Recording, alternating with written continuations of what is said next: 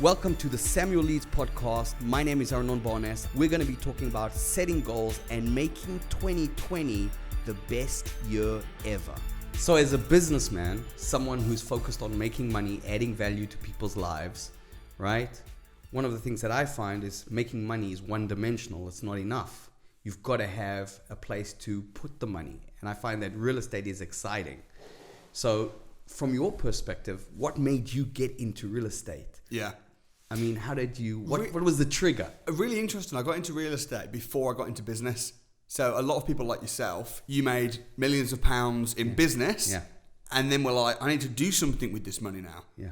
I know, I'll invest it into property, which is really cool. But with me, it was more like, I don't have any money. I don't have a business. So I started from scratch. And it was Rich Dad Poor Dad, Robert Kiyosaki's book, that got me into it. Life-changing book. Yeah. Yeah. And of course, once you read Rich Dad Poor Dad, you're kind of ruined. A bit like how people watch my YouTube videos or read my book and they say I'm ruined. You read Rich Dad Poor Dad and suddenly everything that you thought about business, investments, money, freedom, it's just turned on its head. And I thought I need to get into real estate. It's funny you say that everything you read about money and everything, gets turned on your head and you become ruined. Because growing up as a kid, I heard things like money doesn't grow on trees. Money doesn't grow on trees. And then I got a little bit older and then I discovered that money was paper. Where does paper come from? It comes from trees. So that kind of ruined me in that sense. And then I'm like, what? Everything I've been told is being a myth, a story. You talk about Robert Kiyosaki. I had obviously, like yourself, the blessing and the opportunity to share the stage with him multiple times. And his wonderful wife, Kim, she's an amazing individual. And it's funny because when I shared the stage with him a couple of years ago, I remember telling Robert that Rich Dad Poor Dad, like yourself, was one of the big inspirations for me to create financial freedom, passive income, and eventually to invest into property. And so it's very interesting that we have that common link. I think, you know what, we have to really thank Robert Kiyosaki. I know he's a bit of a grumpy old man now, because he is. Yes. He's sometimes, I mean, when you look up to someone so much and you meet them and they're a bit, like Robert Kiyosaki is a little bit grumpy. And when I first met him, I was like, wow. But actually, I've got real respect for him because even when I run a training event now, there's 1,000 people in the room. I'll say, I started with Rich Dad Poor Dad. Put your hand up if you've read the book. And honestly, at least half the hands go up. And then I'll say to the other half, you need to go read the book. So I think me and you've both read it, but so have so many people. And I think that's one of the things that are lost today. I find that a lot of people, they want to achieve results, but they're not willing to commit to that educational side of things. Yeah. To read a book, go to a class, go to a seminar, come to a crash course, all these things are so important. I mean, I'm sitting in front of you. I didn't finish school. I didn't go to no university, no rich mama, no rich daddy, and everything that I've created, like you said, making millions in business, having the financial success that I have today, it all came through self-education, knowing that I was intended to do great things, but if I didn't open up the book, if I didn't take the seminar, if I didn't take the course, I would never achieve it. And Robert Kiyosaki kind of put me on that path of asking questions, understanding that there's more than the 9 to 5 until you're 65. Yeah. And so this is what I love, the commonality of sitting with you. Obviously, we spend a day today together, looking at deals, looking at properties, but also understanding that there's so many cool ways to make money other than being that slave. Yeah. And property is a great way to leverage our energies. 100%. Yeah. So let me ask you a question, because obviously I'm curious about your journey and your path. You bought your first property age of 17. Yes. Right? You became financially free in your young 20s. That's not normal. You understand that, right? It's not normal, although I've changed what normal is for many people. Exactly. So having that background, having that story, you obviously meet a lot of people at events. They come up to you. What are the common things that they say? Is it inspiration? What do they take from your story? People come to me all the time and stop me in the street and say that they've become financially free as a result of my training or my videos. Or people say, I've just bought a HMO. My wife's just quit work. It happens all the time. And I think that it's a phenomenal feeling for me. And you'll see this as we hang around a bit, but as we start to go around together, I'm not just talking at training events. I'm talking, I get stopped in the street in London and people don't come up to me and say, I love watching your videos. It's always, I've done this or I've done that. And man, it's incredible. So that's that. I think the way that I teach even if you watch my videos, but especially if especially if you come to a training program, you are going to get results. You have no choice because you're put in an environment where it's not a seminar, it's a doing-ar. And that's one of the things that I saw at your crash course, which was phenomenal. Because a lot of these people, you come to a seminar, you sit there, you take notes, you go home, and 3-4 days later, you don't remember anything you learned. Yeah. What I love about the crash course is really, it's not a seminar, it's a doing-ar. You're rolling up your sleeves, you're doing the work, you're literally leaving there with the possibility and the potential to create a business in a box. Yeah. And that's only on day one. And so that's something I loved about the crash course. I wouldn't have bought my first house at 17 if I hadn't have had massive problems. Because the massive problems, here's the thing, I was thinking, when I'm 18, I'm going to buy a house. And I was 17 and I was going on all these training courses and I was learning how to do it. And I was thinking, as soon as I'm 18, I'm going to do a no money down deal. And I'd learnt the strategies. And then my mortgage broker told me, you've got to be 21 to get a buy-to-let mortgage. So I'm like, I'm not waiting 4 years. So I found a solution, which was to put my property in someone else's name in the family. They're almost like a guarantor. And then I thought, well, if I'm going to do that, why even wait till I'm 18? Why not just do it now at 17? And a massive obstacle that could have held me back 4 years actually enabled me to start immediately. And I think that that's just flipping the cards. It's funny you say that, flipping the cards. You know, one of the things that I teach in some of the programs that I share and travel around the world, teaching people how to achieve financial freedom. It's always about perspective. Where one person sees crisis, the other person sees opportunity. And, it's really about changing the way you look at things. Where some people would see that as a downfall and say, I've got to sit and wait until I'm 21, go get a job, work it out, and in reality get stuck into that lifestyle and eventually possibly never get a property.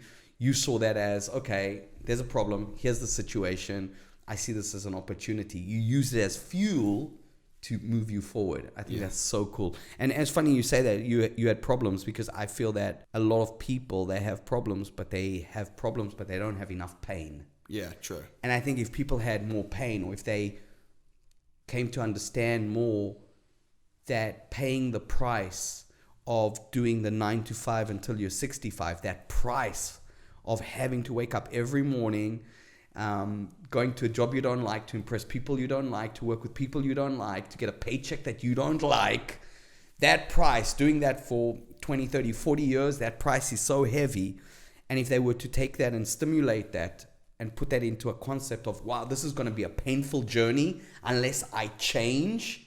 And then they focus on, let's say, investing in property, coming to a crash course, learning the tools, learning the secrets, and putting that energy behind becoming financially free through property. That journey can be short. That can be a 6, 12, 18-month journey to being in a place where they never have to work again. Yeah, for sure. But some people expect it to be a 6-day journey. Yeah. Or they'll make, we've been making a lot of calls today to estate agents, but we got rejected, right? Yeah, absolutely. We'd pick up the phone and we'd get laughed at, or the agent would say, oh, they're never going to accept that offer. And we just politely say, well, thank you so much for your time. If anything changes, give me a call back. Next. But people get one rejection, or they spend 6 days when they need to spend 6 months or 18 months, and they don't get the results that they want because they watch my Financial Freedom Challenge in a week, or now even more recently in a day.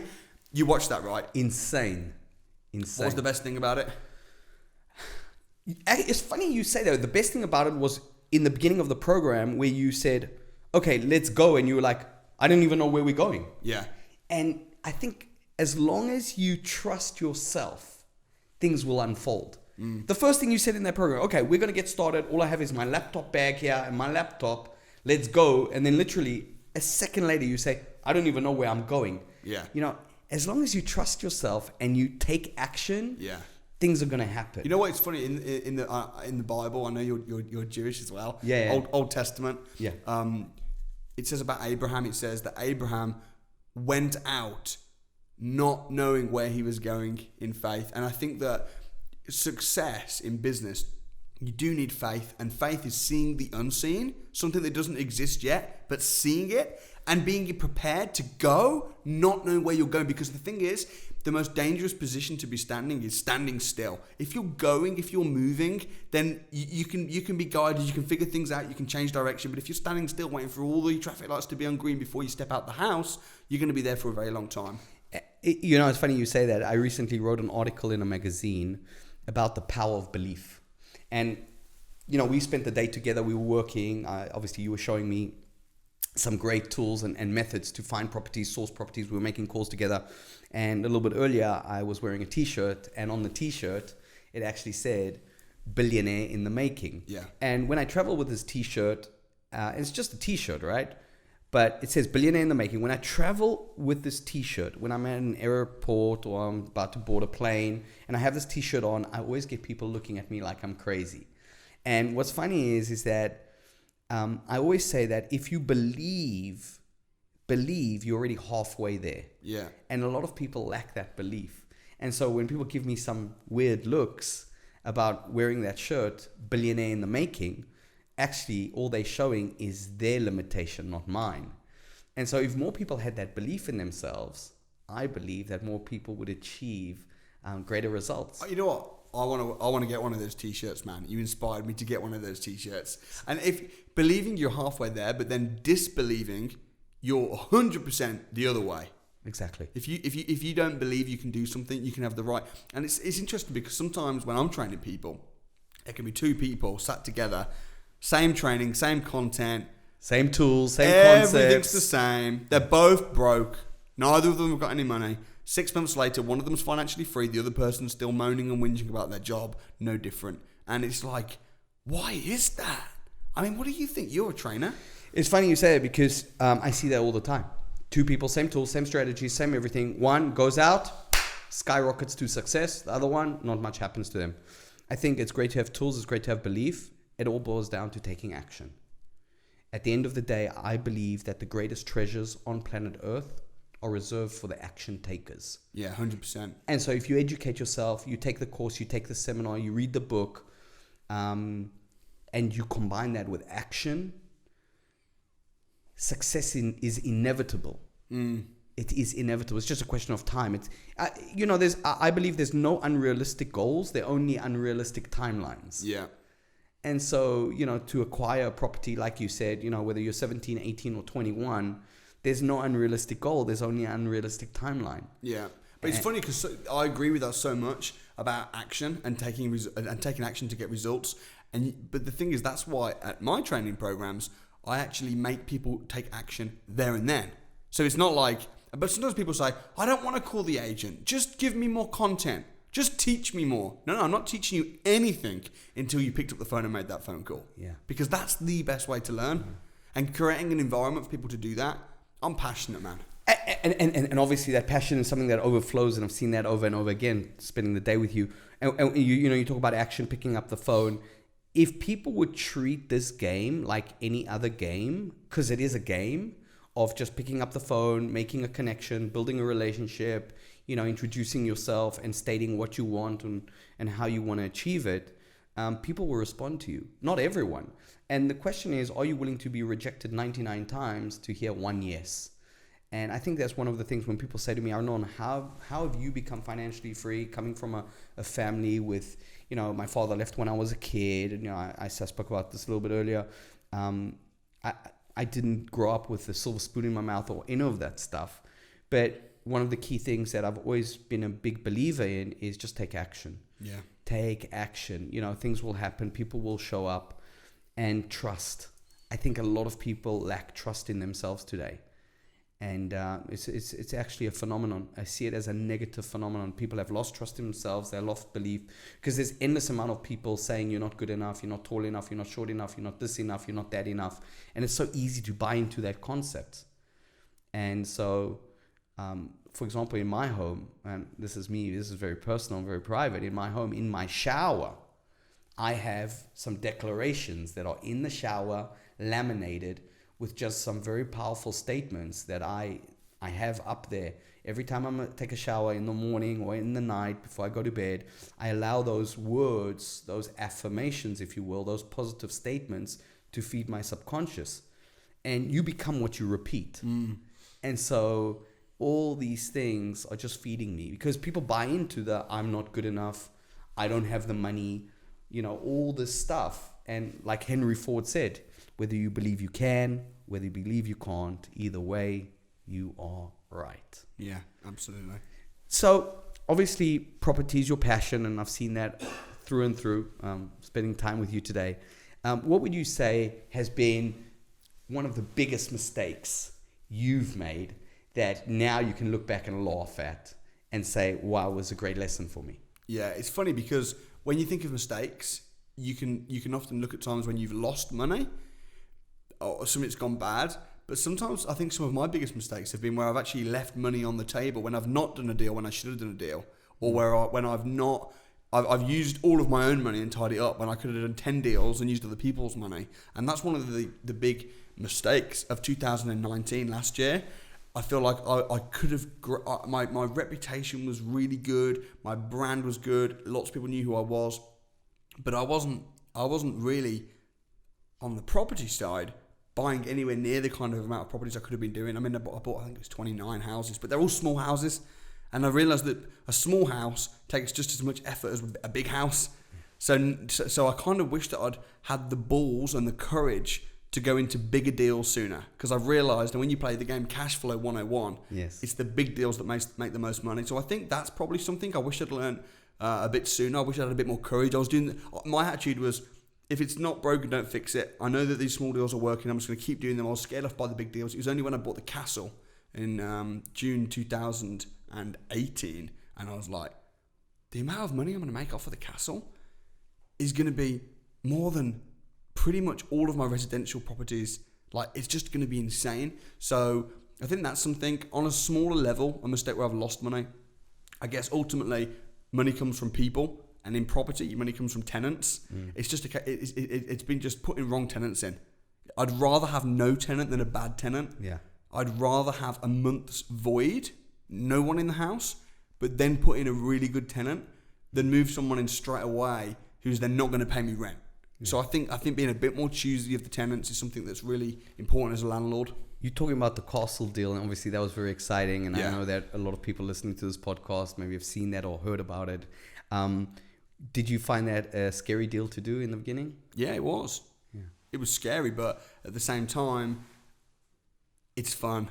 And ultimately, it's funny because sometimes people think just because I've got a lot of money now, I must love money. But actually, if I lost everything, I'd be very content with my family and I'm all right. Yeah. I've lived in very, very small houses and stuff, like growing up, single mom, very small houses.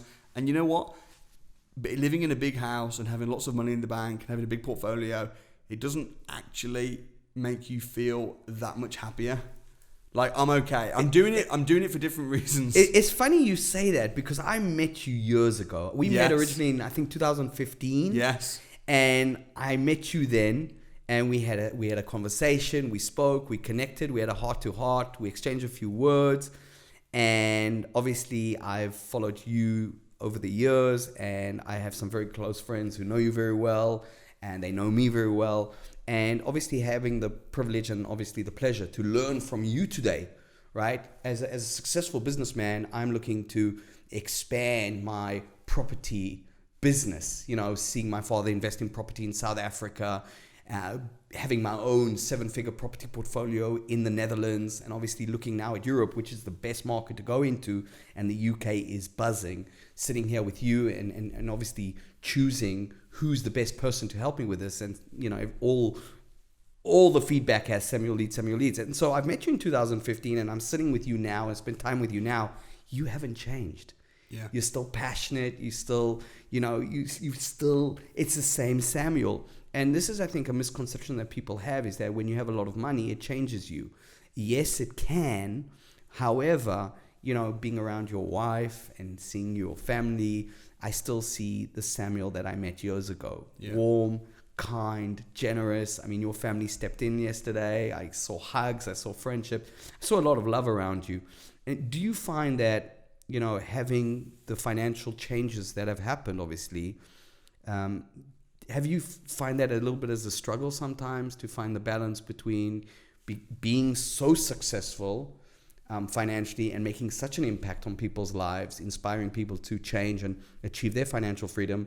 Do you find that sometimes you can lose balance and become a little bit, money driven, or maybe maybe you want to buy the toys and stuff. Do you find yourself, because I know you did a big project in Uganda, right? Yeah. You helped an amazing orphanage, was it? Yeah, so I've worked in orphanages. We're currently building a school. We've done a lot of water wells and things like that. Yeah. I think, to answer your question, I'm probably less money driven now than I was when you met me 5 years ago. Funny, yes. I became a millionaire at 25, which I think is the year that we met.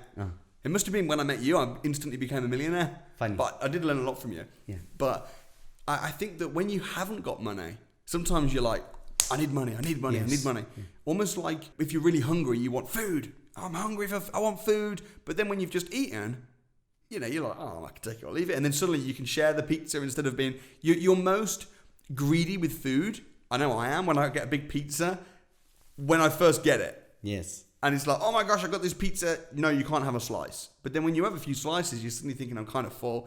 Everyone help yourself. And I feel in the same way that with money, you actually love money less when you have it. Most of the people that I know that love money have none. Yeah. So for me, I'm more relaxed now. I focus more. I do more within my charity now, which has just been registered, which is amazing. Than I ever did 5 years ago. And I don't think money changes you. I think it just enables you to do what you actually want to do. If you want to be a jerk to people, if you want to flip the bird to all the haters, and you want to prove people wrong, and you want to, flashy sports cars and show who you're the daddy and all that kind of stuff. If that's what you want to do, then when you have money, then that's what you will do. I'm not about that life. I just want to inspire people, be a good role model to my kids. So it's probably just enabled me to be more of what I wanted to do anyway. And it's funny you say that, role model to your kids, and because obviously I have a son, right? My boy's 6 years old. Yeah. And so for me, it's always about, how can I help my children? How can I help the people that I love, my tribe, the people that I care about? And I think this is one of the magical ingredients that has brought us together today, is because you're very heart-driven, mission-driven, and passionate about helping other people. There's a story that I've heard before, and I want to put it on the table. There's a story of you having a list of names next to your bed. Mm-hmm. You've heard the story, right? Well, of course. Yeah, of course. So it's come to my ears. People have said that next to Samuel's bed, there's a list of people. Tell me a little bit about this. So it's something that I started doing about 2.5 years ago, which was every time someone would become financially free, it was actually a tally chart. Okay. So every time someone became financially free, I'd put a little tick next to it, and yeah, of course, names and stuff would go with that, and it just made me feel really good seeing how many people I'd helped become financially free, leave their jobs. Last year, in 2019, I'm still counting up exactly, so I won't give a number right now, but it's over 100. Wow. And it's just, that's my currency, seeing people succeed. And some people think, oh, whatever, that's just cheesy. But the thing is, when you give and you change someone's life, believe me, karma comes around. Yeah. So I can't remember who was it that said, help enough people get what they want and you get what you want? Zig Ziglar. Awesome guy. If you help enough people get what they want, you will surely get what you want. Yeah, but I think that's true. And in any business, it's always about adding value. So as a result of it, of course, I get the satisfaction, but also I get to joint venture with people, do deals. Now you have a flourishing company. Obviously, you teach people, you train people, you help them achieve financial freedom. You don't take any money out of your company. From my training business, I don't take a penny from it.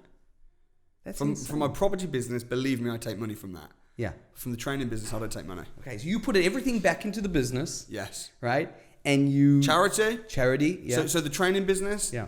Any profits that we get, we give to charity. We put back into the business to grow the mission. Yeah, very cool. I don't take money from it. So when people say, oh, you're just trying to sell a dream to get money... People that say that are just broke. There's always going to be haters, isn't there? Yeah. Jealous or skeptical. Maybe they've been burned. Yeah. Because there are people in the property industry, both in buying, in landlord, slum landlords, and then trainer. Yeah. Charlatans. There's good and bad in every industry. Yeah. But I don't even take a salary. I do it from a mission point of view. Yeah, I got it. I love that. Let me ask you another question. How does your wife cope with this? She's fine. Yeah. She's the most chilled out, awesome wife. Yeah. And we go on a lot of vacations, so we travel a lot. We just got back from last month. We were in Thailand. We were staying at the most beautiful parts. In fact, I think we went to Thailand together, did we?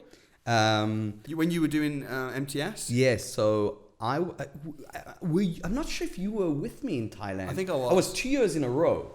So anyway, it could be. I think I was. We've seen each other a lot at events. Yeah, But the thing is, we wouldn't know each other if it wasn't for training programs. Of course. Because I've been to some of your training programs. We've been delegates together. It's funny you say that because we touched on this in one of our earlier conversations. One of the most undervalued benefits of taking advanced training and advanced courses is not necessarily the content and the tools and all the strategies you learn, but it's the people you meet. Yeah. And this is something that I always say to people: if you're gonna, take any program, remember you're gonna get great tools, you're gonna learn material, you're gonna equip yourself, you're gonna really get some really great ideas on how to achieve your financial freedom. Yeah. But don't forget about the people you're gonna meet. I mean, you're with the Eagles. You're sitting with the Eagles. You're sitting with the people that want no regrets. Yeah. You're sitting with the people that just want to go, that are not looking outside the window and waiting for all the traffic lights to be green. I still go on training programs now for that reason, and I'll go on the most expensive training programs because then I know I'll be with the best people. Yeah. So and I travel all over the world doing it. And Amanda comes with me. You're asking about how Amanda deals with me. I think that some people will look at Amanda's life, my wife, and they'll say like, oh man, how do you do it at such a hard life? Because I'm all over the place, training thousands of people, buying loads of properties, flying all over the world, getting stopped in the street and stuff. People talking about me constantly online, good and bad. Yeah. How does Amanda deal with that? That's terrible. But then at the same time, I'm at home a lot. We travel a lot. When we were in Thailand, I was going to say, it was beautiful. But then we were like, should we go to Singapore for a bit? So we just went to Singapore for 3 days. Then we went back to Thailand. And we go away at least 2 times a year to a exotic, beautiful country on our own. No kids. Fantastic. Twice a year. Let me ask you one more thing. So you're in property now. We just finished the decade, 2019. We've started 2020. What is Samuel Leeds' big goals for this year? I want to do 2 property deals in the multi-million pound region where I'm making millions of pounds profit. 2 deals. Last year I did 27 deals. I don't want to do 27 deals. 2020, I don't want to buy 27 houses. I don't want to have thousands of tenants. I just want to do 2 and make millions of pounds from them. And that way it's about being very choosy. Not just buying everything, being really choosy and then making it count.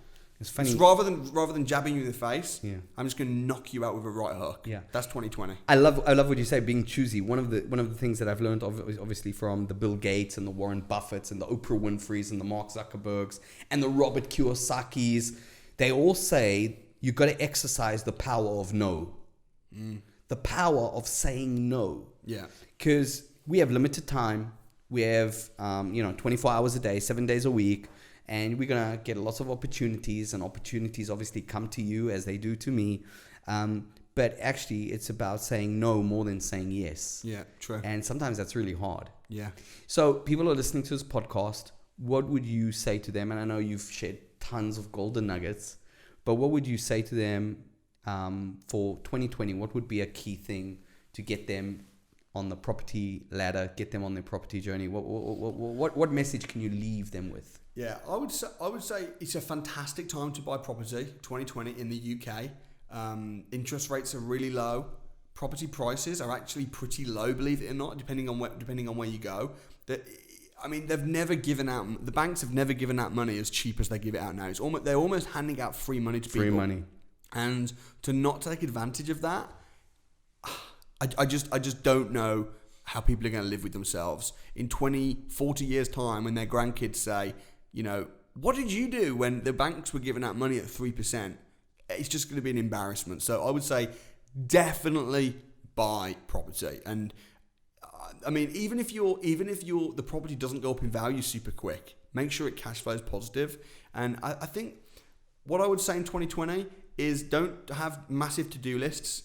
Just have a few goals where if you achieve those few things, it would be a good year for you. And don't do anything that's not in the direction of bringing you to that goal. And whether that goal is going to be a case of, I'm going to buy my first property. If by the end of 2020 I owned a property, that'd be a good year for me. Right, write that down. It might be I want to make $2,000 a month in passive income, or it might be I want to get out of my job, or I want to get married. Just write down 3 or 4 things. Don't have 20 things on your to-do list every day. And then when you wake up, just focus on achieving that, and act as if you would die if that didn't happen. I love it when you say, just have 3 or 4 things. I always tell people, get rid of your to-do list. Yeah. And instead create a not to-do list. Maybe. Because people are caught up with shit that they shouldn't be doing. Yeah. That is not serving them. Yeah. And so, watching TV. Who hangs out in the pub, man? I mean, honestly. So someone said that to me. Oh, I haven't got any deals. I said, what do you do? What do you do on an evening? Because I said, I don't have time. And his partner said, well, you go down to the pub, don't you, a few times a week? I'm like, go down to the pub to hang with your friends. Like, come on. Yeah.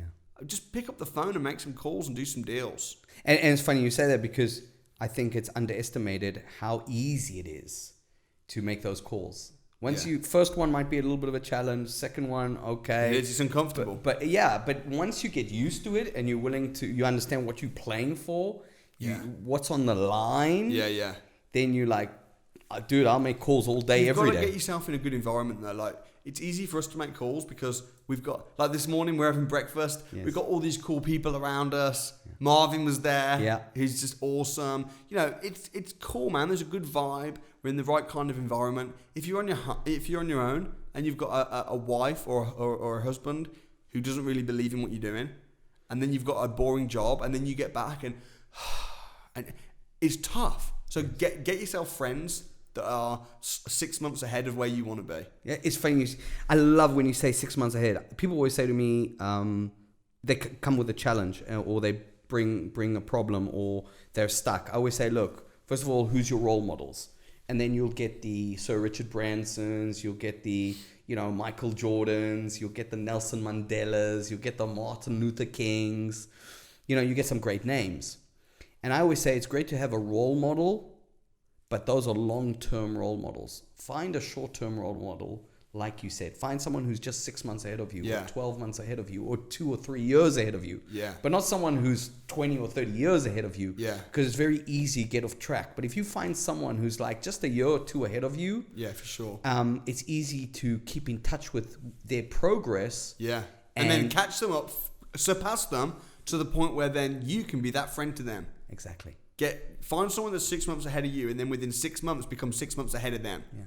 So do a year's work in 6 months. Exactly. And that's why I think one of the cool things that I found coming to the crash course is that you've got people there who've become successful by using your methods and using your system. And if you were just to walk into property tomorrow and you have no clue, there are people there that you've trained that even come and they support you at the events, some of your crew who've just been doing this for 6, 12, 18 months, and they've got some incredible stories and some great results, and these are great people to connect with as well. Yeah, and I know we've got an interview Winners Wednesday. If anyone, because I'm sure there's people listening that are thinking, who's this Arnon dude? I want to hear more about his story. We'll put a link above for YouTube, and if anyone's listening on the podcast, do a search on YouTube, Arnon Barnes, Samuel Leeds, and you'll see that interview. But dude, it's been a pleasure chatting with you. Thank you so much. Absolutely. Thank you for having me. Inspiring stuff.